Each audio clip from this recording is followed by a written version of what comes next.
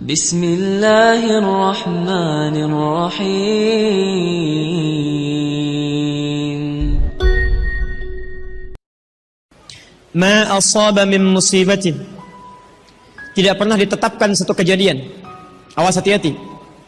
Di bumi, fil ardi, wala fi anfusikum, atau menimpa dirimu, illa fi kitabin min qabli an nabraha, kecuali semua itu telah tertuliskan di dalam kitab sebelum semuanya nampak dalam kehidupan.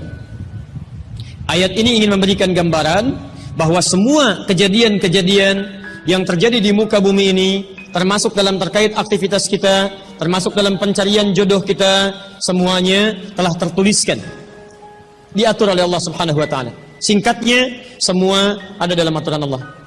Allah telah mengatur si fulan hidup sekian sekian sekian, meninggal sekian sekian sekian, rizkinya sekian, jodohnya akan mendapatkan sekian sekian sekian. Sebagian tidak bisa diikhtiarkan seperti ajal nggak ada ikhtiarnya. Anda tidak bisa ikhtiar untuk bisa menunda atau mempercepat ajal, langsung nggak bisa diintervensi. Sebagian ada yang harus diikhtiarkan, hukumnya sudah ada, cuman kita tidak tahu bagaimana dengan takdir yang telah Allah tetapkan. Maka untuk mendapatinya, maka ikhtiar kita untuk meraihnya. Maka ada sesuatu yang ditempuhnya dengan cara ikhtiar. Di antaranya ini jodoh. Allah telah tetapkan jodoh kita, diatur oleh Allah. Ini yang terbaik untuk kehidupan kamu. Tapi Allah merahasiakan kepada kita siapa jodoh yang dimaksudkan. Maka kita berikhtiar, yang dengan ikhtiar itu ada pahala didapatkan. Saya ulang, ada pahala didapatkan, ada kenikmatan dalam mencarinya. Bayangkan kalau kemudian nikah aja tiba-tiba tanpa ada pencarian. Antum gak akan pernah merasakan bagaimana nikmatnya ta'aruf, bagaimana nikmatnya mengenal, bagaimana mencari, bagaimana pahala bersabar, bagaimana nikmatnya berdoa, bagaimana istikharah dalam menentukan jodoh kita. Itu semua menghasilkan pahala dalam kehidupan kita. Maka yang pertama, lihat ketentuan Allah yang pertama, apapun ikhtiar yang telah Anda tempuh, maka semua ikhtiar ini tetap tidak akan keluar dari aturan Allah Subhanahu wa taala.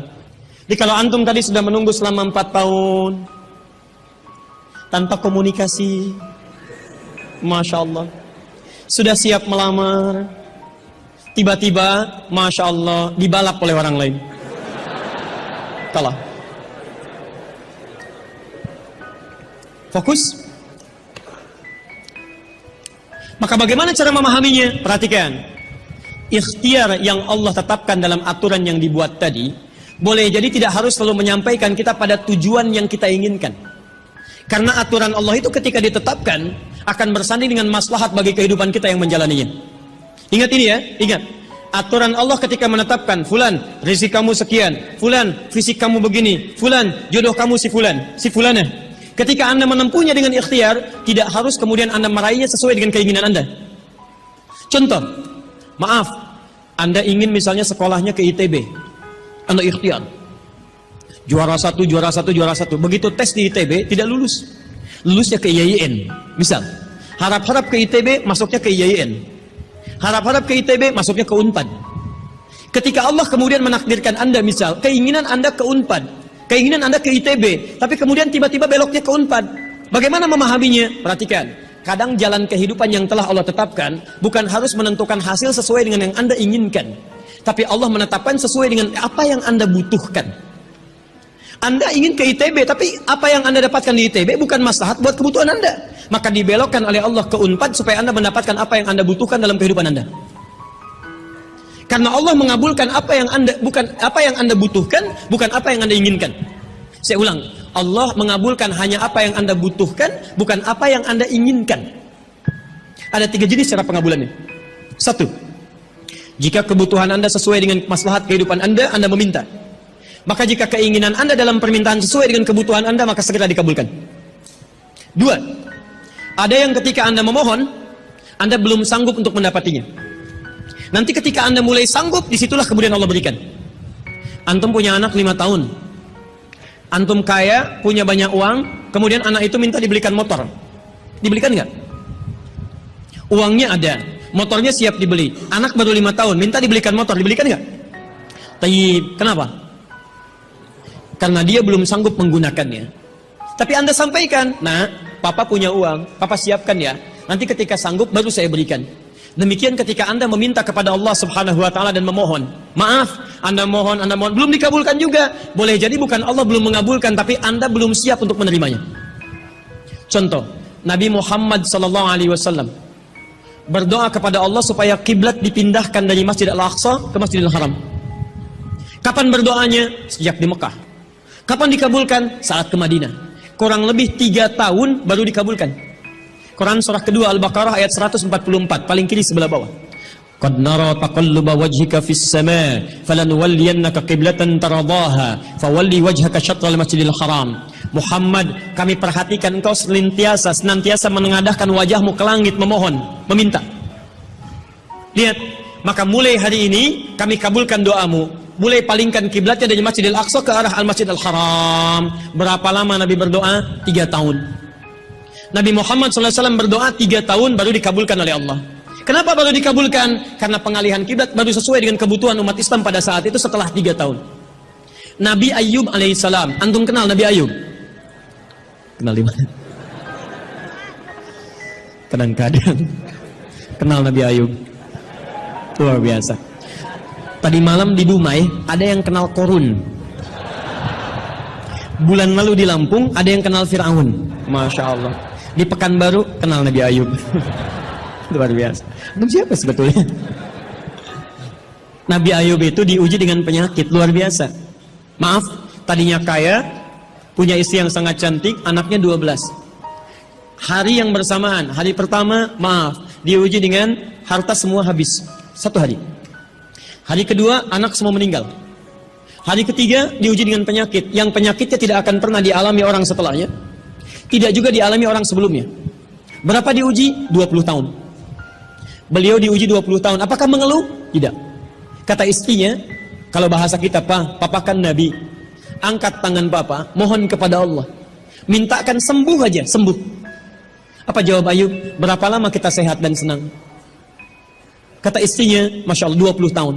Berapa lama kita diuji begini? 7 tahun. Kata Ayub, nanti saja. Kalau usia ujian sakit sama dengan ujian sehat, sama-sama 20 tahun, baru saya memohon kepada Allah Subhanahu wa ta'ala. Anda bisa bayangkan, Nabi Ayub, Nabi, Rasul, dekat dengan Allah, jaminannya surga, surga tingkat tinggi, diberikan ujian 20 tahun, beliau bersabar dan tetap ibadah.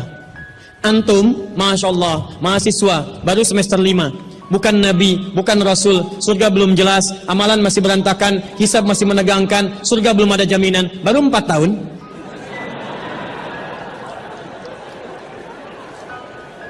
Itu yang terbaik buat antum. Yang terbaik. Jadi bukan berarti ketika Anda tidak mendapatkan dia, dunia hilang untuk Anda. Tidak. Banyak boleh jadi itu hanya titian ajaran dari Allah supaya Anda merasakan bagaimana nikmatnya ta'aruf. Supaya Anda belajar bagaimana mencari yang lebih baik lagi.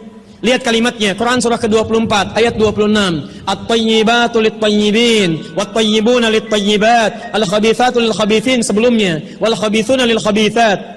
Yang baik akan ketemu yang baik lagi, yang kurang baik bertemu dengan yang kurang baik lagi. Menurut Anda, dia yang terbaik untuk Anda. Menurut Allah, dia bukan yang terbaik untuk Anda. Yang untuk Anda, ada yang lebih baik lagi. Anda mau menghafal Quran, Anda mau menghafal hadis, maka Allah akan kirimkan kepada Anda yang bisa menjaga Quran dan hadis Anda. Kalau dengan 4 tahun belum bisa menjadikan Anda mendapatkan yang terbaik, tunggu. Karena yang terbaik itu lebih daripada yang mulia akan mendapatkan masa yang cukup panjang. Al-Bukhari menulis hadis 16 tahun, kitabnya abadi. Orang menulis kitab 16 hari belum tentu abadi. Jadi ketika Anda diminta menunggu dalam masa yang cukup lama, sebetulnya bukan masanya yang ditunggu, tapi di balik penungguan itu bukankah di situ ada pahala? Tadi Anda katakan Anda rajin berdoa, bukankah di doa itu ada pahalanya? Anda rajin tahajud, Anda bersabar, Anda bermohon, Anda istighfar. Jadi yang diinginkan oleh Allah dalam penantian 4 tahun itu bukan Anda menikah dengan calon Anda sekarang, tapi Anda mendapatkan pahala yang berlimpah. Dan dengan pahala itu Anda siapkan Quran Anda, hadis Anda untuk membimbing pasangan Anda berikutnya. Paham sampai sini? Baik, alhamdulillah. Jadi nggak usah kecewa ya, nggak usah kecewa. Baik, yang kedua, lihat kaidahnya supaya kita bisa sabar, ya, supaya bisa sabar. 2, Quran surah kedua ayat 286. La yukallifullahu nafsan illa. Tidak mungkin Allah menguji seorang hamba kecuali dia sanggup untuk mengatasinya. Tidak mungkin Allah menguji seorang hamba kecuali dia sanggup untuk mengatasinya. Tolong baca kalimatnya dengan baik ya. kalau Anda sedang punya masalah, seberat apapun itu, yakinkan kata Al-Quran, tidak mungkin masalah ini diujikan kepada Anda kecuali Anda sanggup. Jadi kalau Anda tidak sanggup, mustahil ujian ini dititipkan pada Anda. Jadi kalau Anda sekarang misal sedang punya ujian seberat apapun, itu tandanya cuman Anda yang sanggup, yang lain tidak sanggup. Makanya tidak diujikan kepada pemuda lain, cuman Anda, karena Anda yang sanggup menanggung bebannya. Orang lain mungkin sudah naik ke atas atap tuh, loncat, tidak. Anda tidak. Karena cuman Anda yang mampu, bukan orang lain. Ketika Anda mengatakan, ya Allah, kenapa mesti saya yang diuji? Kenapa mesti saya mengalami? Why me? Kata Allah, why not? Kenapa tidak? Cuman kamu yang mampu. Kamu yang harus dapatkan pahalanya, yang lain tidak. Cuman Anda yang jadi pemuda yang kuat, yang lain belum tentu. Tapi nggak usah terlampau bangga, langsung pulang dari sini bikin status. Memang cuman saya yang mampu. Masya Allah. Pekerjaan. Ya. Yang ketiga, tetap ikhtiar.